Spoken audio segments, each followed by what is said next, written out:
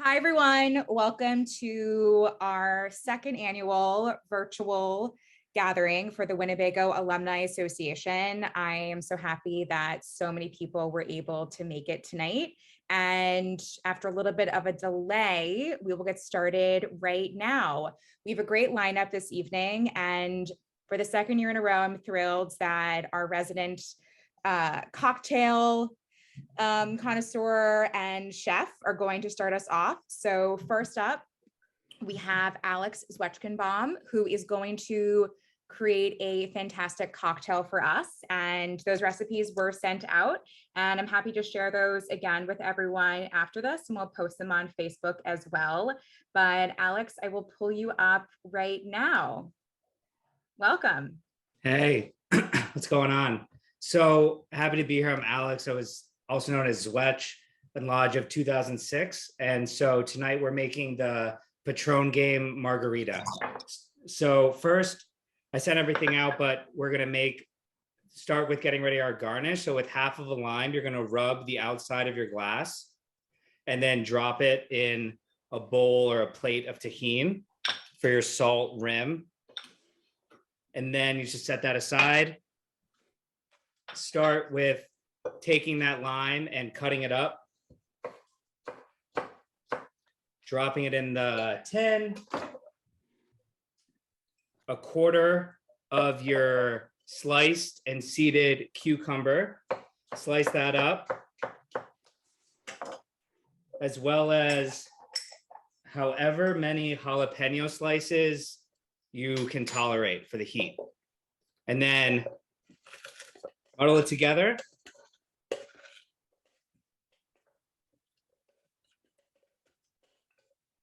And then we'll add our 2 ounces of pun heavy tequila.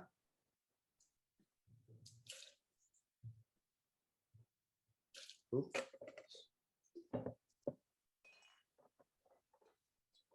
Whoops. 1 ounce of Cointreau or any orange liqueur that you have.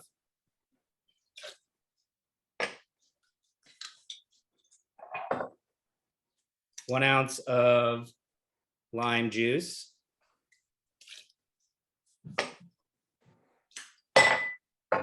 Grab some ice, shake it up.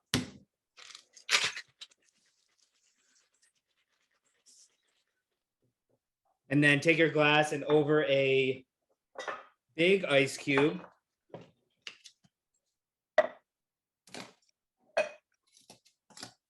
double strain your drink.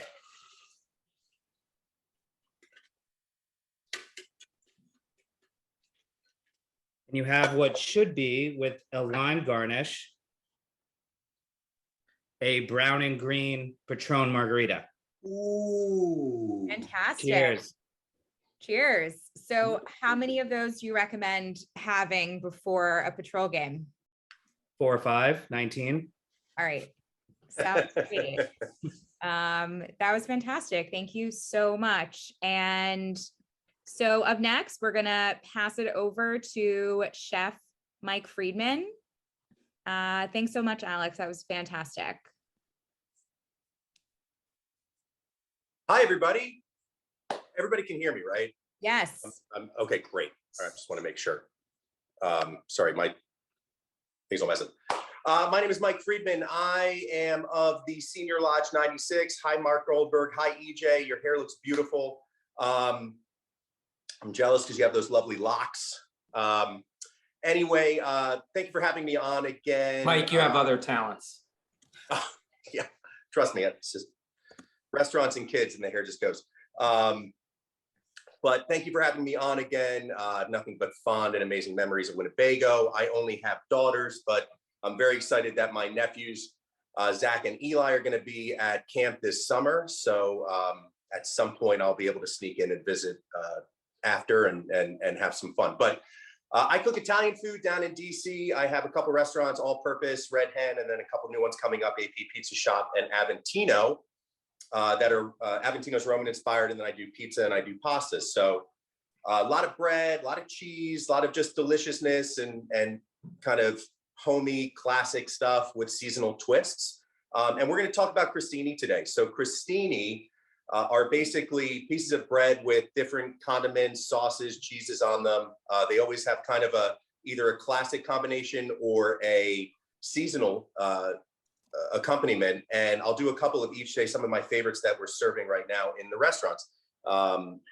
Crostini, the best crostini is just sometimes just really good bread slathered in olive oil and a little rub of garlic. That's a wonderful one. But I wanted to do crostini because it's a great way to entertain. It's a great snack. It's a great light meal for lunch or for dinner if you have a good loaf of bread from a local bakery, and just a couple things in your pantry that you might have locally made, or artisan salumi, or great cheese that you like, good olive oil, great seasonal vegetables, either fresh or pickled or grilled or roasted. Kind of sky's the limit, as I said in the recipe.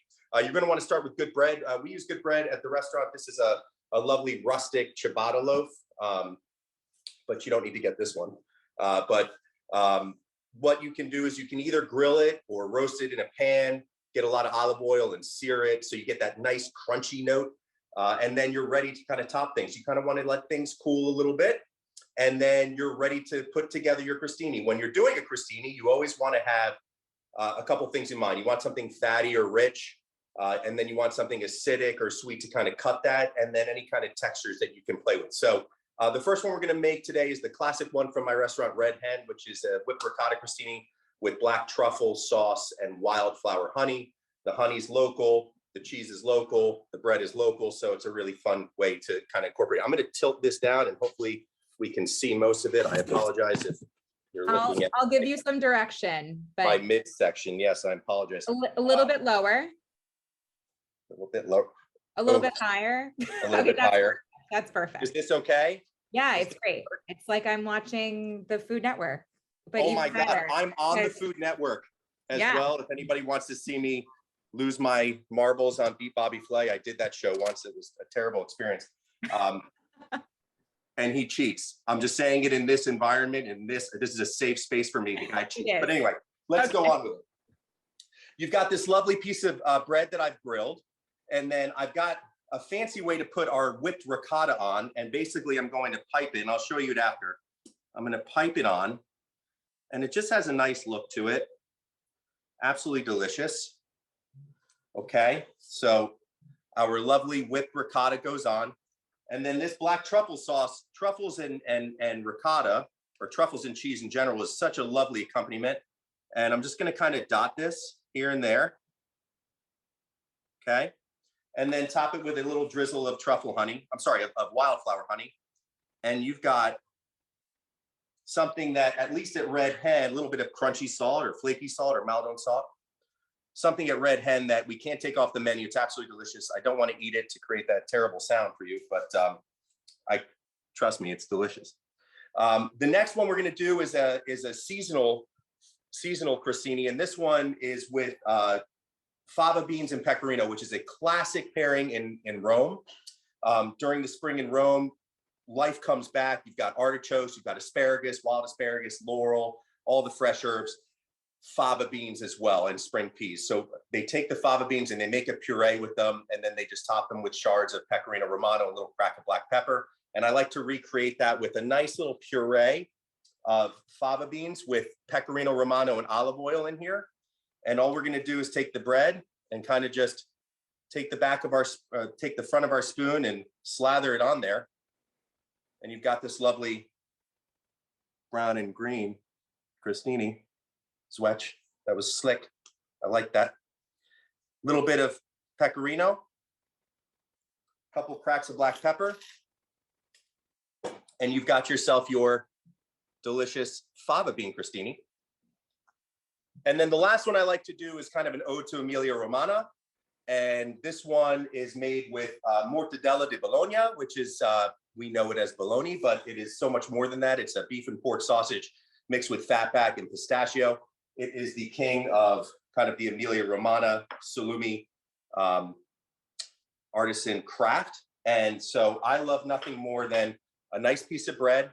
And we're going to put a little bit of pistachio salsa verde on here. Now, pistachio salsa verde is a nice touch because the pistachios are in the mortadella. And a little bit of that. We'll take this lovely thin sliced mortadella, And mortadella is eaten all over Italy, but it's made in Emilia-Romagna classically. In Rome, it's called mortazza alla romana. Absolutely wonderful. And this version is always done in Rome. And then we make a little bit of giardiniera at the restaurants, which is just a pickled vegetable. And so just a couple pieces of pickled vegetables on there. And then a little drizzle of olive oil. And you've got these lovely crostini.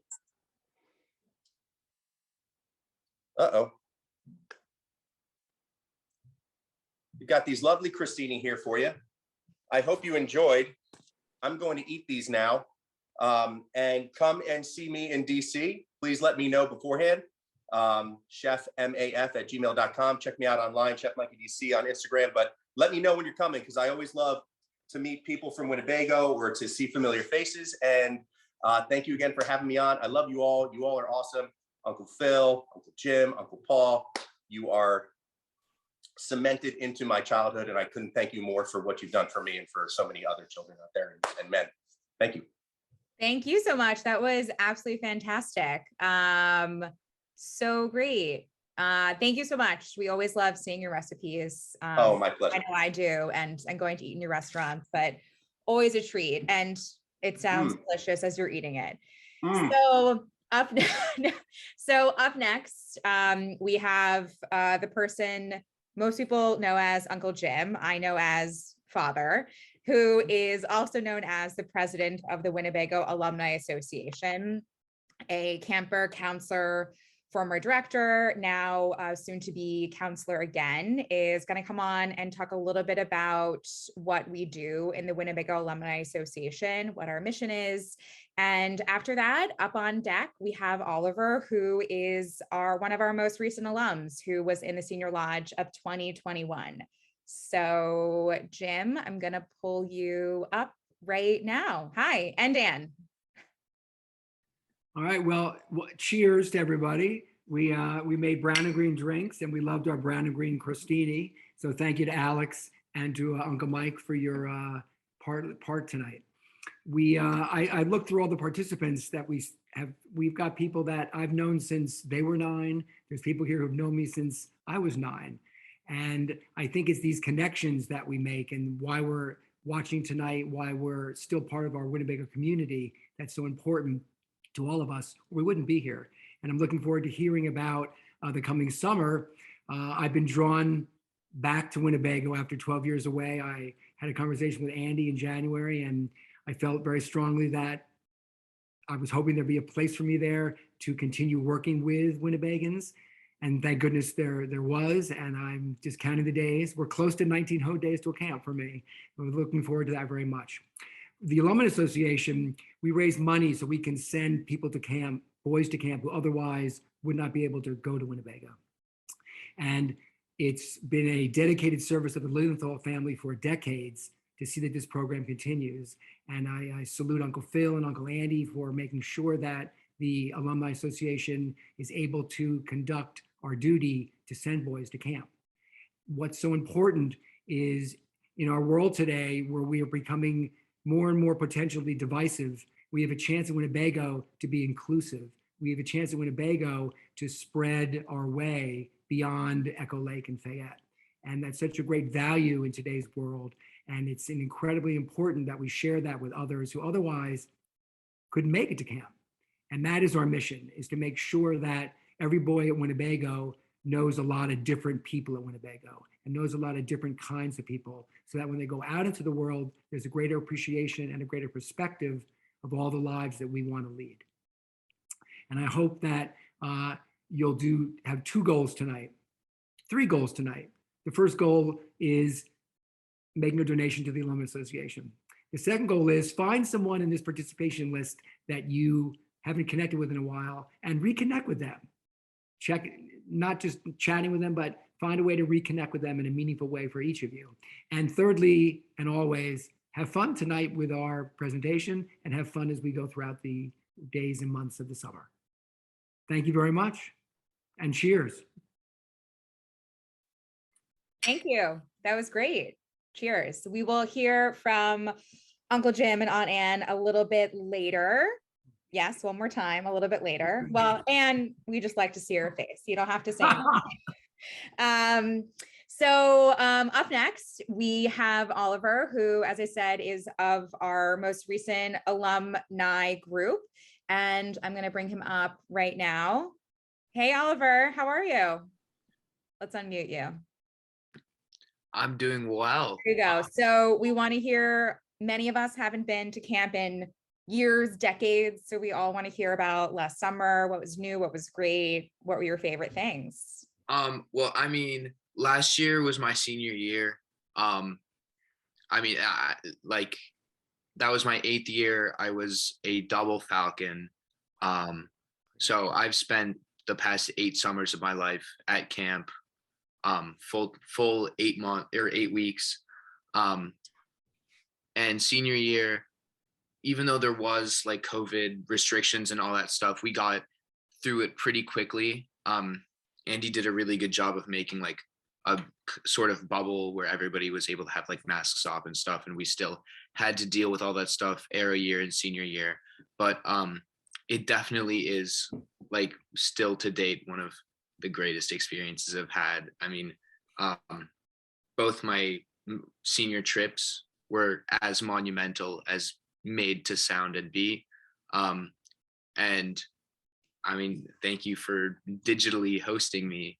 Of course, any standout highlights from everyone here's, everyone's favorite trip is the Gash. Any standout highlights from your own experience? I mean, the Allagash was just like, oh, I mean, it's easily, I think, my favorite trip that I've done. I've done every single trip that the camp has, some multiple times. And I think the Gash was just like super monumental and super rewarding. I spent my birthday on the Allagash. Our trip leader made like his our trip leader, his name was Mac. He made his Mac and cheese for us. And I mean, it was a great experience. We saw a bunch of moose like super up close. Like everything that was made out to be incredible was incredible, and it was probably some of the best 9 days that I've experienced. That's great. And how about Color War? What team were you on? Did you win? How was the season? I was on green for my 2nd year out of 8. Wow. My first year, as 7 years old, I was on the green team, and then I was on brown for every single other year, and I was the runner-up for big captain. Didn't quite make it, but I mean, I had so much fun. Like our lodge was very, very small. Mm-hmm. I think like 11 people. I can't really remember, to be honest, but not a lot of people whatsoever. So we were very, very close. I mean, we still talk like about every day. We have like a big group chat with everybody. And so it was less of like, it was very competitive, but it was less of like an I'm gonna kill you and win this competitive. It was more like we were all just friends trying to play sports, and it was a lot of fun. It was like a very friendly experience. Great. That's excellent. Well, this is your official welcome into the Winnebago alumni community. And, we hope we'll do these reunions in person. So now you know a lot of other alumni, and hope you have a great summer coming up. Even though it won't be a camp, you can always go back. It'll always be your home. So thanks so much for being with us tonight. Thank you. Yeah. So that was all about last summer. And now we're going to hear a little bit about this summer. We have 2 senior leadership who are going to speak with us tonight. Sam Metzger, who was camper counselor, and now I've heard many rumors about what your title is, so you're just going to have to introduce yourself. But Sam's going to talk a little bit about how things have changed for selected activities. They're not what they used to be. And he's going to tell us all about that afterwards. Uncle EJ is going to give us a little bit of other preview about the summer coming up, some COVID updates, anything else really exciting that only he could tell us. So Sam, you here? Okay, great. Hey, yes, thank you. Really excited to talk to everybody. And before I jump into like talking about anything from how the summer's gone or what this summer will be like, I just want to say definitely giving to the WAA, the Alumni Association, everything that is like richly, meaningful and excellent about the camp experience is made that much more so by the Alumni Association. So yeah, thank you for being here and thank you for your support. Well, so activities. I was in the senior lodge of 2007, and I've been a counselor now for, I think this is going to be my 9th summer. And I'm the activity specialist at Camp Winnebago. So how have things changed?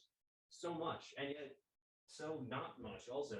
If you go to the B&C docks and you're somebody who is used to like gunneling on the edges of canoes with somebody, you probably won't see that happening anymore. But you will see Andy recently purchased a 14-foot long inflatable paddleboard called the Beast. And I think all of the mischievous energy of the waterfront is channeled into that paddleboard. And it's very, very fun to watch kids have fun, be throwing each other off and just having like a ball out there.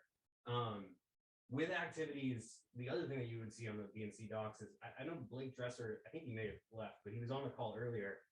He would have been on the sailing docks. You would have seen him last summer working with younger campers and helping to teach them valuable sailing skills, but also getting a lot of like really awesome experience himself teaching, working with somebody younger and trying to communicate ideas and passions that are important to him.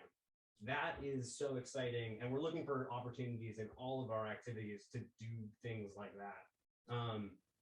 We've changed. If you did radio, we do podcasting now because that's where we are.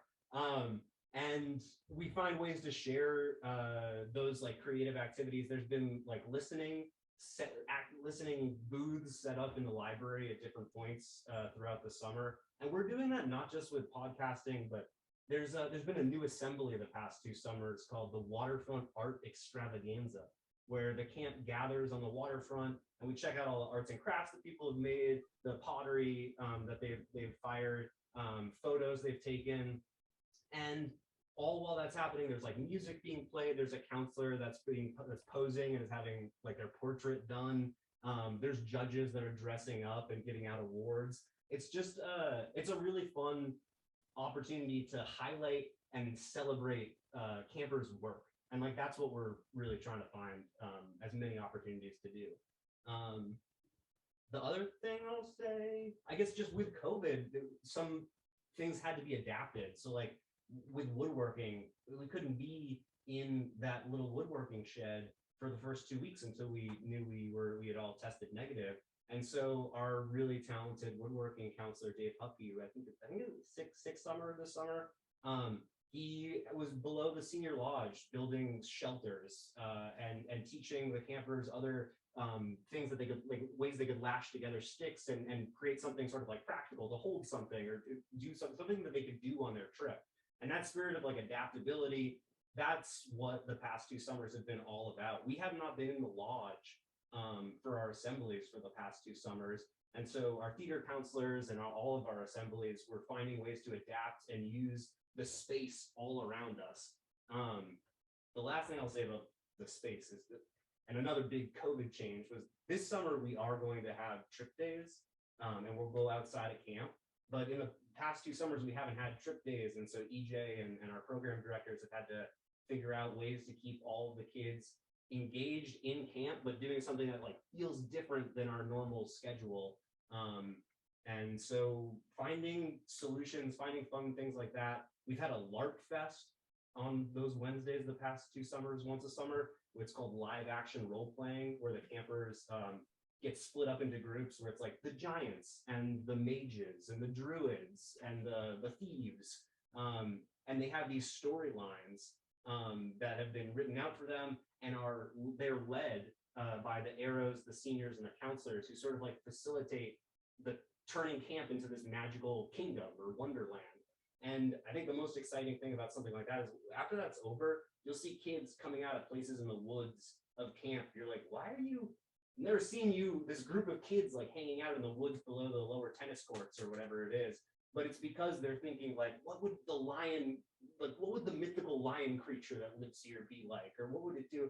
And so finding a way to actively find new ways to engage with the environment that's all around us. We're looking just to make it a creative, eclectic experience. And so camp is very fun. And so much the same, and also constantly evolving. That's awesome. Thanks, Sam. I do need to ask about everyone's favorite selected activity, WAG. How's the WAG doing? You know, we have so many WAG alumni counselors on this call right now. I know we want to know. We're constant. We got to push. We're looking for special. If you have, I would say, open the chat up. If you have ideas for a special WAG. I was not offering to come back and be the WAG counselor. Well, but we should tap all this collective knowledge right here. So if you got good WAG ideas, throw them in the chat. Well, you know, Uncle Jim is returning to camp and he is a former WAG counselor, so he can daylight on the docks and moonlight in the WAG office. Nice. Yeah. So Sam, thanks so much. And we are going to bring up Uncle EJ, who's also going to talk a little bit about this upcoming summer. And yeah, I'm not sure. What's going on. I know many people here do know who you are. You've been in camp for over a decade now, but 14 years. This is my 14th summer. Wow, that's fantastic. So yeah, what's new? What's going on this summer? I mean, I think kind of one of the most exciting things for me this summer is that we're going to have our biggest returning like young alum class as counselors that we've had, I think maybe ever since I've been around. We have like 20 first year alums that are going to be on our staff this year. And that's just, I mean, that's super exciting for us because one, it's great to just see these guys, you know, these what used to be boys, now young men, you know, coming back in a completely different role and experiencing camp in a completely different way. And the campers, you know, they love, you know, they really connect with those guys. And so just having them all over, and when you have such a broad, you know, base of those alums coming back, you get kind of all of the personality types, and, you know, you get people who are more sports oriented, more arts oriented, you know, more trips oriented. And you just get a really, you know, a broad base of people who are contributing to camp in a super positive way. So that's a big thing this summer. Another really great thing is our trip program has been abbreviated the last couple years. And so all age divisions for the past 2 years have only been going out on one trip. And so this year we're going back to our normal trip schedule. All divisions will go out on 2 trips. And so that's huge. You know, that way they get that river trip, and then they get that backpacking trip. And if you haven't been to camp in a while, you might not know that the last 3 years now, we kind of switched about 7-8 years ago. The last 3 senior aero bow trips are the last 100 miles of the Appalachian Trail. They do a 30-mile, a 40-mile, and a 50-mile portion. The last one goes up and over Katahdin. If the weather's good, they go across the Knife's Edge. They start they end up at Roaring Brook, and that's where we pick them up. So that's just an awesome 3-part. They get it, and if they do all 3 successfully, they get a 100-mile patch their senior year, signifying that they've done the 100-mile wilderness.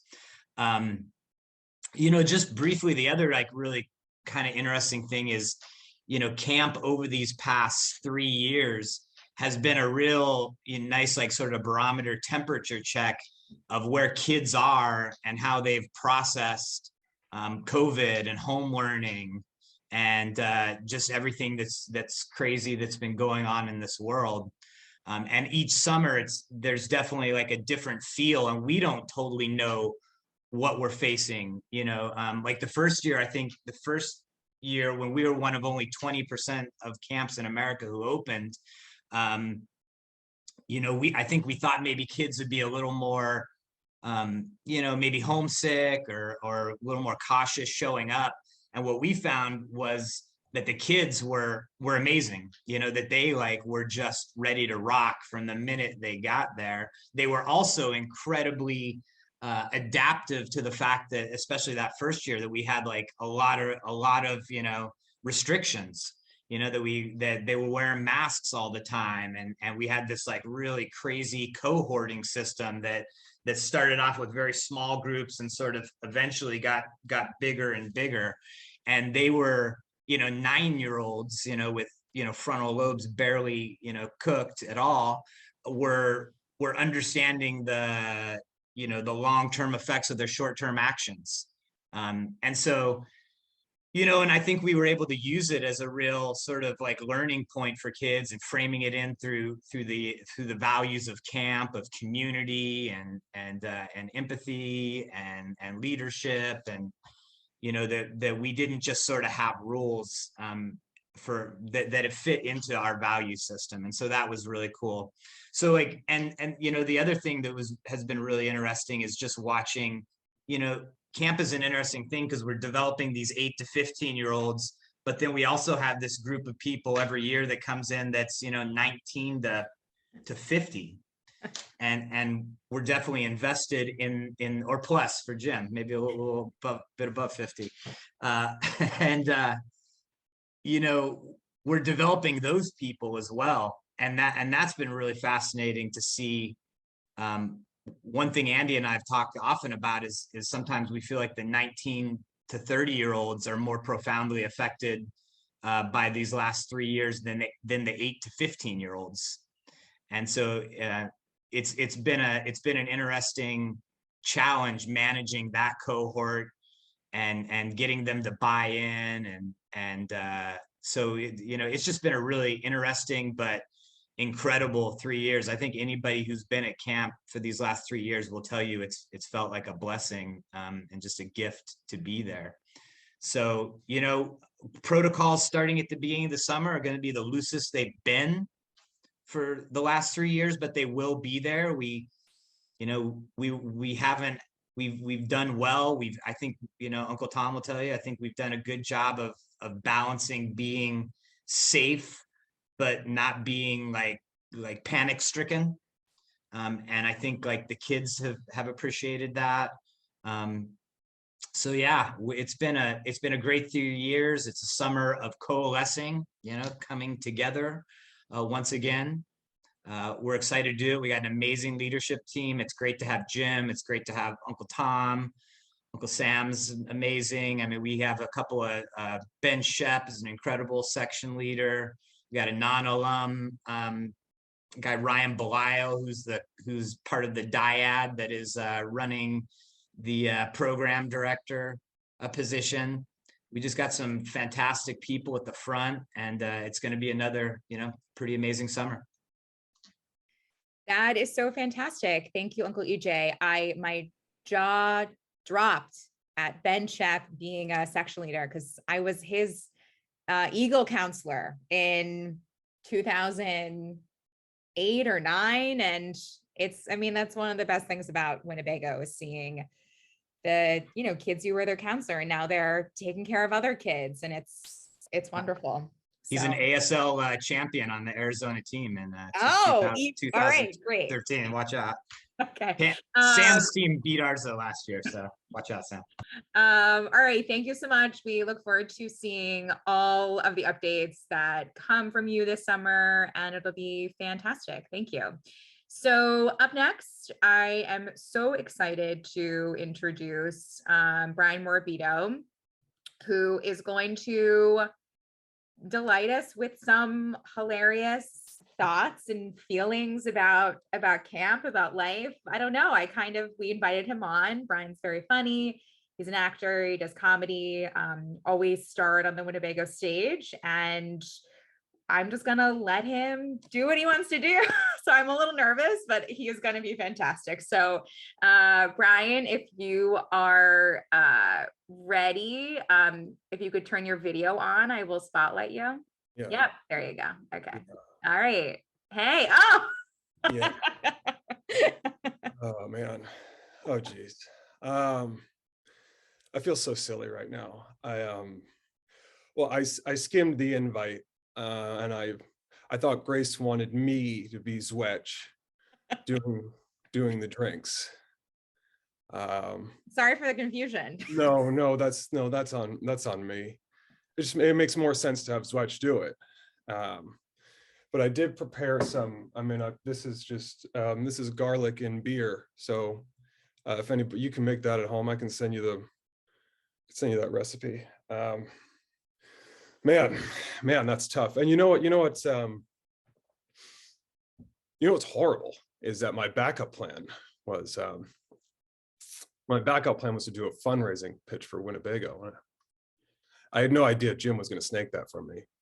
I mean, that's classic Jim. Oh, needs more garlic. If you're at home, don't skimp. Oh man. I will say though, in fairness, I think my pitch would be, it's gonna be a little different from Jim's. I mean, I don't know, maybe he'll hit on this a little later, but I think Winnebago needs more money for, we need to put knives on the kayaks. I just feel like Androscoggin they've had it too good for too long, you know. It's time. I think it's time we kill them, you know. But all kidding aside, I do think they're horrible people. You know, Winnebago has taught me a lot of important lessons about camaraderie and, you know, perseverance and, you know, how to make a bed like a serial killer. You know, it's an important life lesson. You know, make your bed into a straitjacket and maybe you'll win a sleeve of Oreos. I've never forgotten that. You know, I pass that along as much as I can. But I do think there are some things we could learn from our neighbors across the lake, you know, like the recruitment process. You know, I don't know if it's changed, but when I was at camp, I was in the SL2K6. What Winnebago would do is we would send our hairiest warrior. We would send Andy Lilienthal into the homes of families, into your literal house. We would send Andy, and he would sit down across from your parents and he would look them in the eye and he would say, it's a great place. You know, I mean, the chances of your kid getting left on Katahdin are like moderately low, you know. I mean, it only happens like once a summer. So, you know, what are the chances? They'll probably be fine. But, you know, I don't know, at Androscoggin, they actually just, you know, they just go to the closest maximum security prison and they take the worst people and they say, get in a bunk, you're about to lose some soccer. So I think that's kind of nice. You know, not everybody who is in prison is a bad person. That's because Androscoggin takes all the bad ones out, makes sure of that. I hate that place and I hate those people. Something they do deserve credit for, though, I will say, yeah, buckle up, this is all about Androscoggin. Something they do deserve credit for, though, I will say, is respecting the treaty. You know, a while ago, there was a treaty that was signed. You know, it was proposed by Andy Lilienthal or Phil Lilienthal, I'm sorry, in 1919 when he was just a baby of 70 years old. I learned recently, you know, that they stay on their side of the lake, we stay on our side of the lake. You know what I mean? They hang out with the Vega girls and we get the tiny waterfall next to the lean-to. And they don't get to go there. But what we did make a concession that we had to make for them to honor this treaty was that Androscoggin, they got to choose what the Winnebago meals were for socials. I think it was worth it. I think Phil made the right choice. But you know, on the other hand, man, you know, only a true villain would say, hey, you know, a bunch of 15-year-old boys, we're gonna have a dance with a bunch of 15-year-old girls. They haven't seen a girl in 2 months. How should we start this evening of nervous romance and excitable dancing? Huh? Fried chicken, no utensils. You will enter the assembly hall covered in grease. And if you don't throw up from the anxiety or the felonious amounts of Axe body spray some British unk has given you, then you will become so sweaty that, as my fellow lodger Josh Seiden used to say, I don't trust these women. I'm going in the lake and I'm not coming out until I hear taps. Guys, thank you so much. 1919 Ho, thanks for having me. Thank you. I wish we were all unmuted because I was hysterically laughing, and I think we all were. So thank you so much. And Lights out, dude. That was amazing. that was so good. Thank you so much. You're hilarious. Everyone should follow Brian on social media. He's very funny. I'll do a little pitch for you. So thank you. Great. Good to see you. And we are, now that we am a little, that was amazing. Thank you. I'm going to bring Uncle Jim up one more time to, talk about fundraising one more time. And I really hope everyone will click on that link. And then we made it just almost under the wire. We will do a lovely good night Winnebago and say farewell to everyone. So Uncle Jim, hi. You're muted. There you go. Not anymore. There you go. First, I had to follow the drinks and the appetizers, and then I had to follow Brian. I want to talk about, when we say good lineup, I'm not so sure about this one. I want to talk about a connection that I've had with someone since the late 70s that's come full circle today. And he was in my senior lodge in 1983, Fred Mogul. And we took a wonderful Allagash trip, a memorable trip on the Allagash. And then in 1987, as a counselor, he was a counselor with me on another Allagash in 1987. And we've kept up through all these years. And recently, we talked about that he was moving he and his family to Philadelphia. And I had said, oh, Philadelphia is ripe with Winnebagans. And I know that Peter Newman reached out to him. And I know that I let him know that Sam Mink is a wonderful resource in Philadelphia. And Fred just let me know today that he had, sort of re-met Sam today. And I think these connections that we all have with one another are invaluable. And it's what we, as an alumni association, have an opportunity to give to other people. It's this chance to have these lifelong connections. That I have the pleasure and honor of working again with EJ after being away from camp for 12 years, and to see Uncle Phil back at camp, and really just have the opportunity to be a part of Winnebago again, and have that ability to be on feet on the ground right there at camp, and that what we can do when we're not at camp is ensure that other boys can make it to camp. And that's what's so important. And without the Alumni Association, that's 10 to 12 boys every summer that won't go to camp, that won't grow up at camp, that won't become counselors at camp, that won't become leaders in their communities and spreading our Winnebagan way. And we need to continue that pipeline of people that otherwise won't be able to come to camp. So please remember our 3 goals. We're going to connect with someone that we haven't seen in a while from these participants. We're going to donate to Winnebago Alumni Association, and we're going to have fun. And Grace, thank you so much for organizing tonight and leading us through our 2nd annual Zoom event. Such a pleasure. Thank you, parents, for being here, and thank you everyone else for being here as well. So we unfortunately another member of the Astro family was unable to make it this evening, so we won't have some live music, but Paul's here, some other great voices are here, so you can unmute, stay muted, whatever you would like, and we'll do a little good night Winnebago. And thank you so much, everyone, for being here. I've dropped the link to donate again. It would be so wonderful. Gifts of all sizes are welcome. And follow us on social media. And I'm in New York City. I hope everyone who's in New York City will reach out and say hi. And all across, I know we have people coming in from everywhere tonight. So thank you everyone for being here and donate. And yeah, good night, Winnebago. So Paul, are you unmuted? Can you give us a, yeah, Paul Schwartz, can you give us a tune? Sure. Yeah. Good night, Winnebago, we will always be true. In our hearts, we'll treasure Sing it. tender thoughts of you. As each day goes over, one thing we'll know. We will dream of dear home Winnebago. Everybody. Awesome. All right. Thank you, aunts,